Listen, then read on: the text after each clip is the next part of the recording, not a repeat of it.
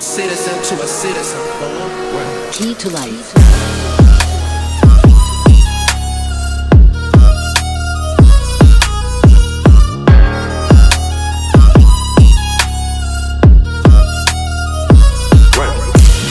Another one. And now, our feature presentation. Oh. All right. Welcome back, citizens. Another episode of Shooting from the Hip. All right. It's Thursday morning. I had to make a quick stop before work, on the way to work. And like the thumbnail said, we are going to be talking about red dots on pistols. Controversial conversation. A lot of people, they don't think red dots on pistols are necessary. They think that it takes away from your skill set of shooting with irons. They can't pick up the dot. There's so many complaints, and when I hear them or when I enter into the conversation with people, I always ask the same question: how often do you train with your red dot without shooting, just picking up the dot? How often do you train? And crickets. Okay, crickets. Listen, here's the thing. Before the red dot, there were iron sights, right, on pistols. I learned how to shoot with iron sights because my pistols weren't red dot ready. I didn't see the value in it, and I just didn't see myself paying $300, $400, $500 for a red dot when I can go ahead and shoot with irons. All right, and then I shot my first red dot. Did I pick up the dot immediately? No. Was I proficient with it immediately? No. But by the end of that very first range trip with the guys showing me how to shoot with a red dot, it changed my opinion, right? I wasn't like, oh my God, I gotta get a red dot, but it changed my opinion. He showed me how to go ahead and pick up the dot fastest. Now his way may have been a little rudimentary. He said, just go ahead and present the pistol like you're shooting with irons, right? So basically, I would look for my irons first and put my front sight on the target, or just below the target, or just above. Some people cover it, some people do a 6 o'clock hold, whatever. And then he said, then you'll see the red dot, because his red dot was co-witness with his irons. So I said, okay, all right, so let me try that. Lo and behold, I was doing that, and I became, by the end of that range trip, I felt a little bit more comfortable shooting with the red dot. By the way, today, like I said, we're going to be carrying the P365 comp all week. YouTube, we are clear, right direction. On this, I've got the 407K, and I don't have suppressor height sights with this, but the 407K has a little dip in the middle where you can see the front sight. You can line up the front sight and the rear sight. All right, so then the other argument is, well, what if the dot goes down? What if the dot goes down? Use your irons. I mean, this is.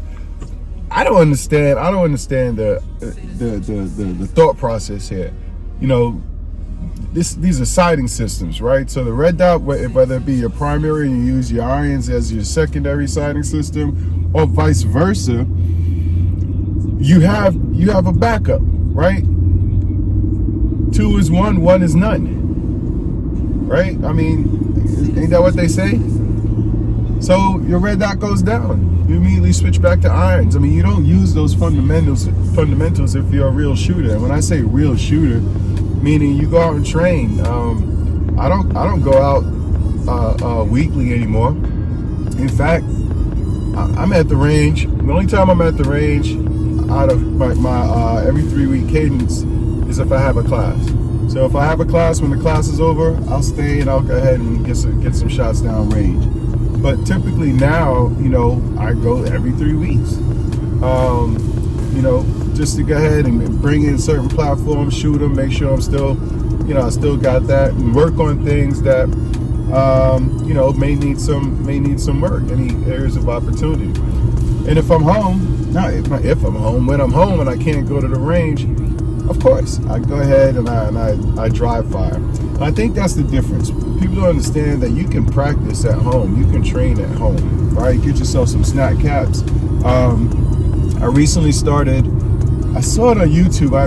It might be the Gun Guy 77. I don't know. I saw it on a couple of channels, but I saw it on his channel first, where he was telling people about red dots, how you can train at home with a red dot, where he put a piece of tape on the outside of on the front side of the red dot, and then pick up. It might have been Draco Wick. Check out both of those channels. A lot of information. I think Draco just dropped a collection channel where he's going crazy with his collection, shooting them. But yeah, you know, I've even started trying that. I've never tried that before. That method of training at home. What I would try is I put a piece of tape, blue tape on the wall, mark it with an X, and then I would, you know, present and see how fast I can get my dot on the tape. How fast I can pick up my dot. You know, you can do all of that from home. But I mean, do you need it? No, absolutely not. I'm not sitting here saying you need a red dot. That's not what I'm saying at all. You don't need a red dot. In fact, you know, I'm better with my irons, but specific irons, like the fiber optic front sight irons. Get that real small dot. I mean, it appears to be a dot, but it's real small. I'm better with that. I'm faster with it. But that's because it was 10 years before I even decided to get a red dot. So I've been shooting with irons all that time. 10 years of shooting with irons. I mean, come on, you're gonna be good at it. Now, am I proficient with red dots? Yeah, you know, you pick up a red dot, it's already sighted in, or should be sighted in. You don't have to line up your sights, rear sight, front sight, and sight picture. You put that red dot on your target, you're getting it. You know, I mean, just understand that. And another thing that I realize, a lot of the people that I have these conversations with, I'm wasting my time. I'm wasting my breath. A lot of them probably shot once with a red dot, or never shot with a red dot, or they're just following what people are saying online about red dots not being good.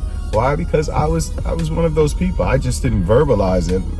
You know, I just said to myself, I convinced myself that I didn't need a red dot because I'm just fine with my irons. Anyway, this might have been a rant versus a conversation, but I mean, that's just how I feel. I wanted to share that. Let me know what you think. Red dot, irons, or both. Either or. Yeah, you know, I'm not. You know, if you like irons, you like irons. If you like dots, you like dots. You know, it's just a conversation that I want to put out there. You know, it just baffles me. You know, nobody says anything when you put a red dot on an ARP or a rifle. They say, oh yeah, red dot on a rifle. That makes sense. Yeah, put a red dot on a rifle, but don't put a red dot on a pistol. Anyway, I mean, that's my rant for the day. I think I might title it. I might retitle it. No, I'm gonna stick with the same title. Not trying to cause no problems out there. But that's it. Listen, comment down below what you think. What you think about the whole red dot conversation. Do you need it? Do you want it? Is it good? Is it bad? Do you train? Not train? Things like that. All right, I'm pulling up to work, so. Two steps.